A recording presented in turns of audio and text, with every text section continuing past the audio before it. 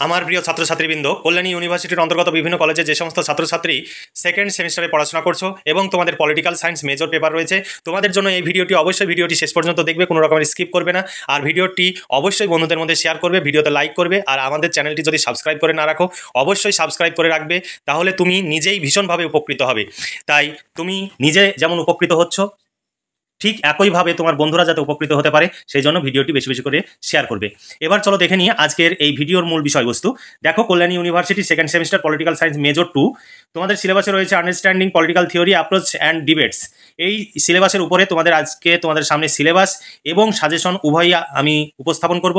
তবে এই সিলেবাস অনুযায়ী যে সাজেশনের পিডিএফ কপি আমরা রেডি করেছি, প্রশ্নোত্তরের 2 মার্ক, 5 মার্ক, 10 মার্ক সমস্ত প্রশ্ন এবং উত্তর কমপ্লিট পেয়ে যাবে। পরীক্ষায় 100% কমন পাবে। তোমরা যদি সংগ্রহ করতে চাও 250 টাকা পেমেন্ট করতে হবে। শর্ট প্রশ্ন এবং বড় প্রশ্ন কমপ্লিট উত্তর সহ পেয়ে যাবে। আর তোমরা মেজর, মাইনর সহ এসিসি সমস্ত পেপারের নোটস পাবে। প্রতি পেপারের জন্য আলাদা আলাদা প্রাইস রয়েছে। তোমরা নিচে দেওয়া হোয়াটসঅ্যাপ নাম্বারে যোগাযোগ করবে। তোমার যে বিষয়, সেই বিষয়টি যদি রেডি হয়ে থাকে অবশ্যই পেমেন্ট করে দিয়ে সংগ্রহ করে নেবে। এই নিচে দেওয়া হোয়াটসঅ্যাপ নাম্বারটি ফোনপে এবং গুগল পে নাম্বার, এই নাম্বারে পেমেন্ট করতে হবে। পেমেন্ট করার পর পেমেন্টের অরিজিনাল রিসিভ কপিটি শেয়ার করতে হবে আমাদের এই হোয়াটসঅ্যাপ নাম্বারে। আর তোমাকে লিখে দিতে হবে Kalyani university second semester political science major. তাহলে আমরা সঙ্গে সঙ্গে তোমাদের পিডিএফ কপি পাঠিয়ে দেবো। বা কখনো কখনো দেরি হতে পারে, তোমাদের ভয়ের কোনো কারণ নেই, তোমাদের টাকা মার যাবে না, তোমাদের ঠিক পিডিএফ কপি পাঠিয়ে দেওয়া হবে। তোমরা টেনশন করবে না যে টাকা পেমেন্ট করলাম আমি পিডিএফ পেলাম না। তবে তোমরা বেশিরভাগ সময়ে সঙ্গে সঙ্গে পিডিএফ কপি পেয়ে যাবে। কখনো কখনো ব্যস্ত থাকি বা রাস্তায় থাকি, তখন তো দেওয়া সম্ভব হয় না, অতএব তোমরা ওয়েট করবে। তাহলে এবার চলো দেখে নিই আজকের সাজেশনটি। দেখো, 5 ও 10 মার্কের প্রশ্নের সাজেশন 2024। এখানে পিডিএফ কপির মূল্য লিখে দেওয়া রয়েছে 250 টাকা।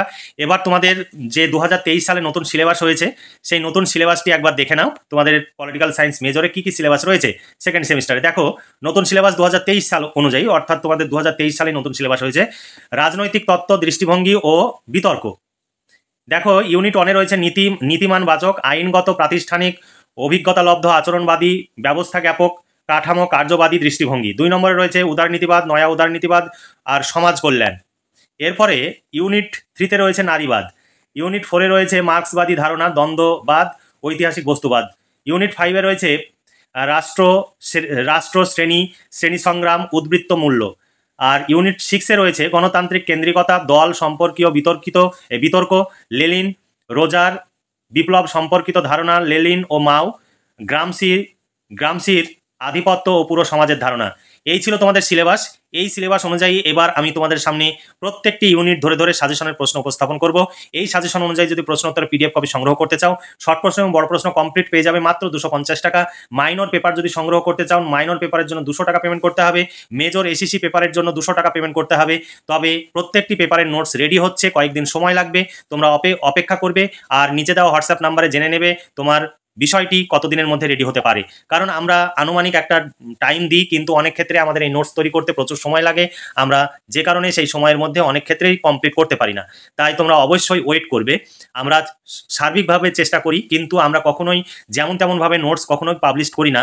আমরা চেক করে দেখে নিই, 2 বার 3 বার চেক করি। চেক করার পর আমরা ঠিকঠাক থাকলে তবে আমরা পাবলিশ করি, কারণ তাড়াহুড়ো করতে গেলে প্রচুর ভুল হয়ে যায়। তাই তোমরা অবশ্যই ওয়েট করবে। এবার চলো দেখে নিই সাজেশনটি।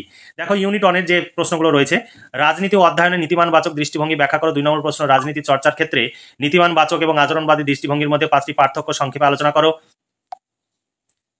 3 নম্বর প্রশ্ন, রাষ্ট্রবিজ্ঞান চর্চায় সনাতন বা সাবেকি দৃষ্টিভঙ্গি ও আচরণবাদী দৃষ্টিভঙ্গির মধ্যে পার্থক্য নির্দেশ করো। 4 নম্বর প্রশ্ন, রাজনীতির আলোচনায় আচরণবাদী দৃষ্টিভঙ্গির দার্শনিক ভিত্তি হিসাবে অভিজ্ঞতাবাদের অন্তর্নিহিত বৈশিষ্ট্যগুলি কী। 5 নম্বর প্রশ্ন, রাজনীতি চর্চার ক্ষেত্রে আচরণবাদী দৃষ্টিভঙ্গির 5টি মৌলিক বৈশিষ্ট্য উল্লেখ করো।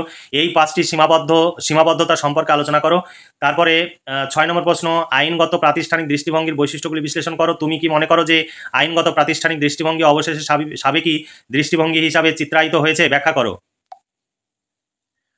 7 নম্বর প্রশ্ন, রাজনৈতিক বিশ্লেষণে কাঠামোগত কার্যগত দৃষ্টিভঙ্গি মূল্যায়ন করো। 8 নম্বর প্রশ্ন, ডেভিড স্টোনের ব্যবস্থা জ্ঞাপক বিশ্লেষণ তত্ত্বটি ব্যাখ্যা করো এবং এর সীমাবদ্ধতাগুলি উল্লেখ করো।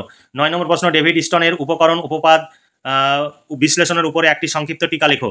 এবার ইউনিট 2 থেকে যে প্রশ্নগুলো রয়েছে, দেখো, 10 নম্বর প্রশ্ন, উদারনীতিবাদ ও নয়া উদারনীতিবাদের মধ্যে পার্থক্যগুলি উল্লেখ করো। 11 নম্বর প্রশ্ন, জে.এস. মিলের উত্থাপিত ইতিবাচক উদারনীতিবাদের বৈশিষ্ট্যমণ্ডিত দিকগুলি কী কী।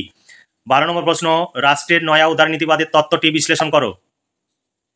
13 নম্বর প্রশ্ন, সাবেকি উদারনীতিবাদের কেন্দ্রীয় ধারণার সংক্ষিপ্ত বর্ণনা দাও। 14 নম্বর প্রশ্ন, তুমি কি মনে করো যে লক উদারনীতিবাদের জনক? তোমার বক্তব্যের সপক্ষে যুক্তি দাও। 15 নম্বর প্রশ্ন, সামাজিক কল্যাণবাদের উদ্দেশ্যগুলি উল্লেখ করো। এই প্রসঙ্গে কল্যাণকর নীতির বাস্তবায়নে জনকল্যাণকর রাষ্ট্রের ভূমিকা উল্লেখ করো। তোমরা এই সমস্ত প্রশ্নের উত্তর পেয়ে যাবে যদি আমাদের কাছ থেকে নোট সংগ্রহ করো। তোমাদের সময় এবং অর্থের সাশ্রয় হবে, কারণ এই নোট সংগ্রহের জন্য তোমরা বিভিন্ন জায়গায় ছোটাছুটি করো, তোমাদের প্রচুর অর্থের অপচয় হয়, প্রচুর অর্থ তোমাদের ব্যয় হয়। তো সেই সঙ্গে তোমাদের প্রচুর সময়ের ব্যয় হয়, কারণ তুমি সকালে বেরিয়ে যাওয়ার পর দেখা গেল যে তুমি 10টা 11টা 12টার সময় তুমি বাড়ি ফিরছো। সেই টাইমটা তুমি বাড়ির কাজে, ব্যক্তিগত কাজে বা অন্যান্য কোনো কাজ যদি তুমি শিখতে চাও সেই কাজে তোমরা ব্যবহার করতে পারো। আর তোমাদের নোটস মাত্র 250 টাকায় কমপ্লিট নোটস পেয়ে যাবে, এখনই পেয়ে যাবে, এবং এখন থেকেই ঘরে বসে পড়াশোনা করতে পারবে। তোমাদের কোনো রকমের কোনো সমস্যা হলে, যদি এই পিডিএফ সংক্রান্ত কোনো সমস্যা হয়, তবে তুমি মেসেজ করবে, অন্য কোনো কারণে মেসেজ করবে না বা কোনো কিছু চাইবে না। এমন অনেকে রয়েছে এমন তারা মানে মেসেজ করে এবং তারা একের পর হুকুম করে, মনে হয় যেন তার কাছে আমরা মানে কেনা গোলাম হয়ে গেছি। এই রকম কেউ আচরণ করবে না, তাহলে তোমাদের নাম্বার ব্লক করে দেওয়া হবে।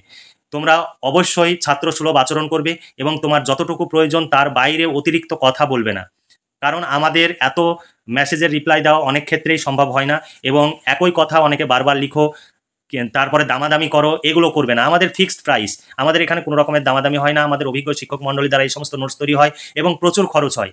তাই তোমাদের কাছ থেকে একটি মিনিমাম আমরা প্রাইস ধার্য করেছি। তোমরা যদি এরপরও দামাদামি করো তাহলে আমাদের পক্ষে সেটা মানে সহ্য করা খুবই কঠিন, কারণ আমাদের খরচ দ্বিগুণ বেড়ে গেছে, কিন্তু আমরা কিন্তু পিডিএফ কপি 3 বছর ধরে একই প্রাইস রেখেছি, আমাদের কোনো প্রাইসের পরিবর্তন হয়নি। আমরা চেষ্টা করবো আগামী বছর প্রাইস বাড়ানোর, নইলে আমাদের প্রচুর লস হয়ে যাচ্ছে। এবার চলো দেখে নিই, ইউনিট 3 থেকে নারীবাদ থেকে একটি প্রশ্ন রেখেছি। দেখো, রাজনীতির অধ্যয়নে নারীবাদের গুরুত্ব আলোচনা করো। ইউনিট 4 থেকে প্রশ্ন দেখো, 17 নম্বর প্রশ্ন, কোনো দিক দিয়ে রাজনীতির বিশ্লেষণে মার্ক্সীয় দৃষ্টিভঙ্গির অন্যান্য দৃষ্টিভঙ্গিগুলি থেকে কি স্বতন্ত্র? 18 নম্বর প্রশ্ন, দ্বন্দ্বমূলক বস্তুবাদের মৌলিক নীতিসমূহ ব্যাখ্যা করো। 19 নম্বর প্রশ্ন, ঐতিহাসিক বস্তুবাদের আলোকে সমাজ বিকাশের স্তরগুলি আলোচনা করো। 20 নম্বর প্রশ্ন, উৎপাদন প্রণালী সম্পর্কে মার্ক্সীয় ধারণার সংক্ষিপ্ত বিশ্লেষণ করো। 21 নম্বর প্রশ্ন, ভিত্তি উপরিকাঠামো মার্ক্সীয় ধারণার উপরে একটি সংক্ষিপ্ত টিকা লেখো। তোমার যদি কোনো প্রশ্ন থাকে, তোমরা একাধিক মেসেজ না করে 2 মিনিট বা 3 মিনিটের জন্য ফোনে কথা বলে নেবে। ফোন করার আগে অবশ্যই অনুমতি চেয়ে নেবে যে তুমি ফোন করবে কিনা। আমি ফ্রি থাকলে অবশ্যই তোমাকে বলবো তুমি ফোন করতে পারো, তারপর তুমি সঙ্গে সঙ্গে ফোন করবে এবং তুমি ফোনে কথা বলে নিয়ে তোমার মনের যা কনফিউশন রয়েছে সেগুলো তুমি দূর করে নেবে। তাহলে আর কোনো বিষয় জানার জন্য তুমি একের পরে এক মেসেজ করছো, সেই মেসেজের রিপ্লাই দেওয়া সত্যি আমাদের পক্ষে কঠিন, কারণ আমরা ভীষণ ব্যস্ত। তাই তোমরা অবশ্যই প্রয়োজন হলে 2 মিনিট 3 মিনিট কথা বলে তোমার মনের সমস্ত প্রশ্নগুলোর উত্তরটা জেনে নেবে। তারপরে ইউনিট 5 থেকে প্রশ্ন দেখো, 6 নম্বর প্রশ্ন, রাষ্ট্রের আপেক্ষিক স্বাতন্ত্র্য সংক্রান্ত মার্ক্সীয় ধারণার উপর একটি টিকা লেখো। 23 নম্বর প্রশ্ন, শ্রেণীর সংজ্ঞা দাও। এই প্রসঙ্গে মার্ক্সবাদের শ্রেণী সংগ্রামের ধারণাটি ব্যাখ্যা করো। 24 নম্বর প্রশ্ন, উদ্বৃত্ত মূল্য বলতে কি বোঝো? তারপরে ইউনিট 6 থেকে প্রশ্ন, 25 নম্বর প্রশ্ন, লেনিনের বিপ্লব তত্ত্বের উপর সম্পর্কে একটি টিকা লেখো। 26 নম্বর প্রশ্ন, বিপ্লব সম্পর্কে সংক্ষেপে লেনিন ও মাও এর বক্তব্য নিয়ে তুলনামূলক আলোচনা করো। 27 নম্বর প্রশ্ন, লেনিন বর্ণিত শ্রেণীর চারিত্রিক বৈশিষ্ট্যগুলি উল্লেখ করো। 28 নম্বর প্রশ্ন, মাও এর সাংস্কৃতিক বিপ্লবের ধারণার উপরে একটি টিকা লেখো। 29 নম্বর প্রশ্ন, দল সম্পর্কে লেনিন রোজার লুক্সেমবার্গ বিতর্কটি আলোচনা করো। 30 নম্বর প্রশ্ন, গণতান্ত্রিক কেন্দ্রিকতার ধারণাটিকে বিশেষ গুরুত্ব দিয়ে দল সম্পর্কে লেনিনের ধারণাটি আলোচনা করো।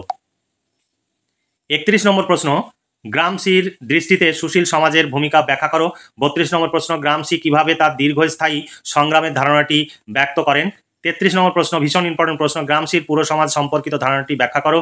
34 নম্বর প্রশ্ন, গ্রামসির হেজিমনি তত্ত্বটির মূল বক্তব্য বুঝিয়ে দাও। আসলে তোমাদের এই বছর নতুন সিলেবাস, যে কারণে আমি সাধারণত 30খানা প্রশ্নের সাজেশন তৈরি করি, তোমাদের আরও 4টি এক্সট্রা প্রশ্ন আমরা দিয়েছি।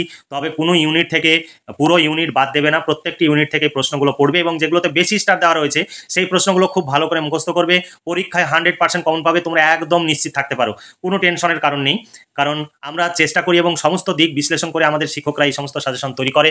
তাই তোমরা যদি এই সাজেশনের উপরে যদি তোমাদের কোনো মতামত থাকে, তোমরা সেটা ব্যক্তিগতভাবে তৈরি করবে। এই প্রশ্ন উত্তরগুলো তোমরা নিজেরাও তৈরি করে করতে পারো, কিন্তু কখনোই আরও 5টা প্রশ্ন দিয়ে বলবে না যে এই 5টি প্রশ্নের উত্তর দিন। এই বিষয়ে তোমরা শুধুমাত্র পিডিএফ কপি পাবে, পিডিএফ কপির জন্যই 250 টাকা আমরা নিচ্ছি। এরপরে বাড়তি তোমাদের হাজার হাজার প্রশ্ন যদি থাকে সেই প্রশ্নের উত্তর কিন্তু তোমাদের নিজেদের করে নিতে হবে। এখানে পিডিএফ কপিতে কোনো প্রবলেম হলে সেই প্রবলেমের সমাধানের জন্য তোমরা অবশ্যই ফোন করবে, সেই প্রবলেমগুলো সলভ করে দেওয়া হবে। তাছাড়া তোমরা কোনো বাড়তি প্রশ্ন বা বাড়তি মানে এটা দিন ওটা দিন বলে এইভাবে নানা রকমের ভাবে আমাদের কাছে প্রশ্ন করবে না, বা বারবার একই কথা বলে মেসেজ করবে না। আমরা নিষেধ করলে তোমরা সঙ্গে সঙ্গে সেই মেসেজ আর করবে না, এটা আমাদের অনুরোধ রইল। কারণ অনেকেই রয়েছে যারা সত্যি কথা বলতে শিক্ষকতা করেন, তাদেরকে আমি বিশেষ করে বলছি, আপনারা পিডিএফ কপি শুধু সংগ্রহ করতে পারেন, আপনারা এক্সট্রা কোনো প্রশ্ন আমাদের কাছে পাঠাবেন না, এটা আপনাদের অনুরোধ রইল। কারণ আপনারা যেহেতু শিক্ষক, কোনো এক্সট্রা প্রশ্ন যদি আপনি এর বাইরে ছাত্রছাত্রীদের লিখাতে চান, তাহলে সেই প্রশ্নের উত্তর আপনাকেই তৈরি করে ছাত্রছাত্রীদের লিখাতে হবে, সেই প্রশ্ন কখনোই আমাদেরকে পাঠাবেন না, এটা অনুরোধ রইল। কারণ ছাত্রছাত্রীরা আমাদের কাছে বেশি রিকোয়েস্ট করে না, শুধুমাত্র শিক্ষকরাই এখানে যে প্রশ্ন উত্তর দিচ্ছে তারপরে আরও 10টি-15টি প্রশ্ন লিখে পাঠিয়ে দেয় যে এই প্রশ্নগুলো উত্তর দিন। এগুলো আমাদের পক্ষে সম্ভব নয়, আর এগুলো করবেন না, তাহলে আপনার নাম্বারটি ব্লক করতে আমরা বাধ্য হব এবং আপনাকে সমস্ত রকমের সহযোগিতা করতে বন্ধ করতে আমরা বাধ্য হব। কারণ আপনাদের অনেকের মধ্যে এমন বাজে আচরণ যে মনে হয় যেন আপনারা আমাদের কিনে নিয়েছেন, এরকম আচরণ অবশ্যই করবেন না, এটা সত্যি আমি ভীষণভাবে কষ্ট পাই। দেখো, এখানে প্রত্যেকটি প্রশ্ন খুব সুন্দর করে দেওয়া রয়েছে, একদম সুন্দর পয়েন্ট আকারে এত সুন্দর করে নোটসগুলো তৈরি হয়েছে যে তোমরা যদি পড়ো খুব সহজেই মনে রাখতে পারবে, মুখস্থ করতে পারবে, আর পরীক্ষাতেও সুন্দরভাবে উপস্থাপন করতে পারবে। আর পয়েন্ট কিছুটা বেশি দেওয়া রয়েছে, তোমরা টাইম অনুযায়ী যতটা সম্ভব হবে তোমরা সেই প্রশ্নের উত্তরগুলো লিখবে। এ নয় যে যতটা পয়েন্ট দেওয়া আছে সমস্ত পয়েন্ট তোমাকে লিখতে হবে, এমন নয়। বৈশিষ্ট্য দেখা গেল 8টি দেওয়া রয়েছে, তুমি 4টি লিখলে বা 5টি লিখলে। সীমাবদ্ধতা 7টি 8টি দেওয়া রয়েছে, যদি 10 মার্ক হিসাবে আসে তাহলে তুমি হয়তো 5টি লিখলে। এইভাবে তোমরা লিখবে যেগুলো সহজ মনে হবে সেইগুলো। তাহলে তোমরা ভালো থেকো, সুস্থ থেকো, আর আজই যোগাযোগ করে নোটসগুলো সংগ্রহ করো এবং ঘরে বসে পড়াশোনা করো, অর্থ এবং সময়ের সাশ্রয় করো। আর এখন থেকেই ভবিষ্যতের কথা ভাবো এবং ভবিষ্যতে কি করবে তার জন্য এখন থেকেই প্রস্তুতি নাও। কারণ সময় খুব কঠিন এখন, সত্যি জীবনে অর্থের যে উপার্জন সেটা করা কিন্তু খুবই কঠিন, ভীষণ কঠিন। তাই এখন থেকেই তুমি বিভিন্ন কাজ শিখো, হাতের কাজ শিখো, তোমরা সময়ের গুরুত্বকে বুঝে সেই অনুযায়ী তোমরা এখন থেকেই পড়াশোনার পাশাপাশি তোমরা বিভিন্ন কাজ শিখে নাও, যাতে ভবিষ্যতে তোমার কর্মসংস্থানের পথগুলো খুঁজে পেতে সহজ হয়। তাহলে আজকে এই পর্যন্তই, ভালো থেকো, সুস্থ থেকো এবং খুব ভালোভাবে পড়াশোনা করে এখন থেকেই পরীক্ষার প্রস্তুতি নাও। এই শুভকামনা জানিয়ে আজকের ভিডিওটি এখানে সমাপ্তি ঘোষণা করছি।